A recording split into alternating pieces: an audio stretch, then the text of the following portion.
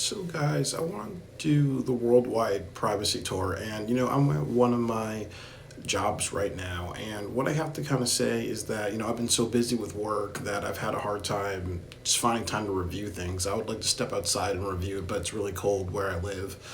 So, the worldwide privacy tour is is a very multi-layered episode. Like on one side, it is about the prince and princess of England. Like the queen is dead, so they're talking about like how they want privacy, but they keep making noise and a lot of things like that. So it's kind of like that hypocrisy, and that also that just being blind to your actions. Oh well, I want privacy, but I'm going to draw attention to myself by being on the news, being disrupting a funeral, and then also publishing a book. And then once they move to South Park, they're setting off fireworks and they're harassing Kyle and everything like that. And the other side of it, of this episode, is that the other side of this episode is like the stuff that happens with Kyle. First of all, Kyle has an issue with Ike because Ike is very, very obsessed with the Queen passing away. Like it's 4 months ago, and he's mad that I keeps like replaying the video on YouTube. So I kind of like this because there are human beings, and especially nowadays with the super sensitivity culture, where people just have a hard time moving on. And it's actually very similar to 9/11 for those who've not been alive. Like when the World Trade Center collapsed, it was really until I think it was really until like mid October, like over 30 days that they were covering the event, and there were some people like I remember like it was traumatic for a lot of people, but there were like some people who would be watching like CNN and all that stuff over and over. But when Pearl Harbor was attacked in the 1940s, we don't have a lot of just recording of how people responded to that back then. Like were people like watching the news over and over, but back in the 40s it was almost like there were like a few news programs, and then people got into World War II. But when it was like 9/11, there was a lot more news coverage and media, so it was easy to kind of just for people to just if they wanted to rewatch it many times they could. So it's also kind of the warning. It's also like a danger of like the internet and that thing too, about how sometimes if there is a traumatic event, it allows some people who have an issue of not moving forward with their lives to just be stuck on it. So that's the issue with Ike, but the main issue is with Kyle. So because Ike is using up the computer just to rewatch the funeral over and over again, what happens is that he can't play video games with his friends, and they're keeping a storyline where Stan and Token are friends because their parents are both on weed farms. So Kyle kind of feels little left out, and then also too like Kyle feels like people are not respecting him, or he's an outcast because he keeps bringing up the queen, like the queen, the prince, and the prince's wife and their drama. So people just kind of ghost him. So what happens is Butters says he needs to work on his brand, and a brand really is that you just go to a professional company and they give you a personality. Like they say, okay, you know what, you're like Kyle, you don't let things get to you, and you're a victim. So it's a very interesting satire because first of all, every single time they give you a couple of characteristics, it's, as I said, it's what people would like about you, and that's not always the best thing because you're just being somebody that's like, okay, well, I got to satisfy other people, and so you're becoming kind of fake. And it's also true because what's happening nowadays with social media and a lot of like self-help, or sometimes when people do things like talk to a therapist, or I want to go on 5 hour find someone to talk to, you find people who are amateur, and they may encourage toxic habits like satisfy other people instead of just satisfy yourself. The other thing that I like about this episode is that every single time when they go to Come Hammer, the company where where he creates an image, a persona for people, there's two things that I like. Is that Come Hammer, to me, it's a reference to a dick. You know, obviously cum and the word hammer, so it's like a masturbation reference, but it's it's another way of saying a dick. Like they're teaching you to be a dick. Like you know how Brian Griffin, like how when Brian Griffin had trouble with women, he went to Quagmire's class, and Quagmire's class said that this is not a class for romance. This is a class on how to get women, and the best way to get women is to be a douchebag. And it's kind of like the same thing. And then also another thing that I like is that every persona, the last thing that they include in your persona is a victim. And I like that because nowadays, you know, there's this huge culture of being a victim, or also just saying, you know, well, you know, they did this in the DNA and Me episode of South Park where, you know, all the white characters find out that they have a black ancestor or Native American ancestor. So they're like, okay, well, I can play the victim card, or say that, you know what, somebody in my past was affected by genocide or slavery, so therefore I'm a victim. But it's also keeping this toxic mentality we see in American culture of being a super victim. And I think like towards the end of the episode that Butters gets in a fight with Bebe because part of his personality adjustment is to be a jerk and whatever, so Bebe beats the shit out of him.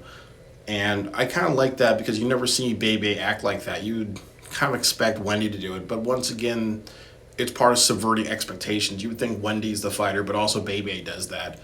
And also too that Butters walks away proud of it. Like he doesn't kind of feel bad about what he did. So Kyle just like takes him back to Cumhammer, and it's kind of cool too because it's almost like Kyle tries to be a new person. And I think when Kyle changes his personality, he's more like the Jersey Shore Kyle. But he kind of realizes that that's not who he is because he's seen Butters get beaten to a pulp, and he's like, you know what, I got, you know, Butters is my friend, and Butters is very impressionable, so, you know, I want to just remove Butters from a situation that he caused because he's naive. And I also like how they had Baby fight back because, you know, that happens in a lot of like a lot of things you see in America where women are allowed to assault men, or if women are bigger and stronger and they take a fight too far, there's no consequences. But if it's a man beating on a woman, or a woman standing up for herself and they take it too far, but if a woman's bullying a man, or if there's a little girl bullying a boy and the boy hits her back, you know, then it's like assault or violence against women, but vice versa, nobody really cares. So, so the episode really concludes with Kyle giving a speech by just saying that, you know what, we have to accept our weaknesses as people. We shouldn't be creating a false personality. And a bunch of the kids walk out of the Come Hammer, let us create your own personality place. So I think that's a good message, you know, that we have to accept our faults, and we also just, even as adults, accept our faults and look inwards to change instead of just try to create a brand. Because what happens is that when you become a celebrity, you are becoming a brand or something marketable. So that way you lose your individuality and you lose your happiness because you're just meeting other people's expectations. And also, even if you're a celebrity, people put like their own stigmas on you. So like, you know, the queen of, like the princess of England and the prince of England, people, they're usually beloved celebrities because of Princess Diana, but people's definition of the current prince and princess is that they're spoiled, entitled, and they're dishonorable. And I also like the prince's memoir. It's called Wah. So I like how they're satirizing that, you know, he comes off as a big crybaby. And one thing about the prince is that he looks a lot like Vincent van Gogh.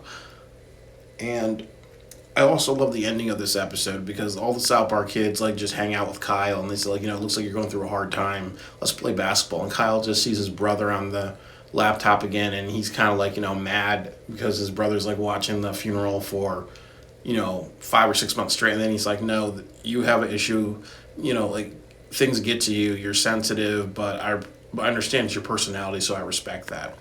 And I think I love the ending because it seems like all the kids kind of come together and they really just really respect Kyle, and they start to be a little bit more sensitive, and they become like they're there for Kyle, just play basketball, be cool, and then the prince wants to get involved and he just plays his drum set. So I think they're showing sensitivity in two ways. Like, you can be so sensitive to something, you could be like a prima donna, like the prince, or you could be so under you could be very not understanding, like Kyle. I'm sorry, guys. Like, what happens is, like, I'm just hiding in one of the bathrooms, but just to do this review. But what I would say is, I would conclude it by saying that the best sensitivity is to be sensitive of what other people are going through instead of just your ego or being frustrated with your family or just with celebrities or whatever. We got to be mindful of what other people are going through, and I think that's the main message. And it almost, I can't cry, but almost made me, like, have an invisible tear to say, wow, I really like the South Park kids and how they care about each other, because there's definitely a lot of fourth wall jokes. And one of the fourth wall jokes, like, you see with Trent Boyette and other ones, that they all understand they're part of this really fucked up South Park universe. So it seems like, it's cool that when people, like, the biggest thing we learn from the sensitivity culture is to understand somebody's going through a hard time and respect them and be a healing hand versus just being arrogant and selfish. And I think that that's the main message. And I also think that another message that people have to understand is that, nobody's hollow on the inside unless you just be super fake or think that you need to be somebody that you're not. And you have to work hard on never being that person. And if you lose your identity, you almost have to recraft your identity, but you have to find yourself instead of paying an organization to find yourself or going on Instagram or social media to kind of create a fake persona. You have to create the persona yourself. Like, when I was in high school, I remember trying to find my identity, and I remember having a very hard time with it, and I remember always being knocked down every single time I've tried to find a bad identity. Like, I'm biracial, but I lived in a lot of white communities where I was just a black kid, and I was misdiagnosed with autism. So I was kind of looked in the mirror and saw myself as a autistic nigger or a special needs nigger or a retarded nigger, because I've dealt with so much racism and people calling out my race. That's how I felt about myself. But when I went to college, I worked very hard. Then I kind of said, I'm a badass hard worker. I'm actually multiracial, so I'm a multiracial hard worker and somebody that wants to get better and better at myself. And it was good because, when I was in high school wanting to have a hollow identity, have a fake identity, I was dressing up like a pimp, I was acting like a gangbanger, and there was a time where I was being a little bit like Uncle Ruckus. And then the other thing is that when I was getting in trouble, my parents would always bring up a disability. Like, I'm misdiagnosed. I'm not autistic. I was misdiagnosed with autistic. So I remember each time I got myself in trouble, my parents would bring up my disability, or sometimes they'd break my balls. But what I had to learn the hard way, being 35 years old, is that every single time they brought it up, it's because I was fucking up. And that's a consequence. That, if I'm being ignorant, then people with not a lot of education about disability, who are my parents, will make choices or say things that are hurtful when they're trying to be helpful, but it actually comes off as more hurtful. But that's how I struggle with my identity. But I'm happy that I found my own, and we got to do that. Don't look at social media to find an identity. When you are becoming a celebrity, you have to make sure you don't lose yourself. And life and drama and the pressures of being a celebrity helps us makes it easy to lose your identity. But you have to look inwards to find it. And also, therapy is good, but you can't just be fake. And also, too, as we learned from this episode of South Park, the biggest issue with a lot of people's identities nowadays is trying to say that they're a bit of a victim of something. And while people say that, because you can do a DNA me and find out that you have a heritage of a Native American, Black, or whatever group that's been treated badly, or you've gone through hard things in your life, you have to put things in perspective. I've had a rough life, but it's not the same thing as somebody who was biracial, who was dealing with lynchings and whatever, 100 years ago, or it's not like I lived through World War II or something like that. So, we got to put our lives in perspective. All right, I'm very happy to do this review with you guys, and it's a little frustrating that I've been so busy that I haven't had enough time to kind of sit down and find a private space to do this, but I'm happy that I've got what I want to say out, because this is a very cerebral episode, and that's why I continue to watch South Park. They do care about quality. I don't see that in The Simpsons or Family Guy, so that's why I stick with South Park, and I'm happy to review their shit, because they work hard. They work very hard to be better and better.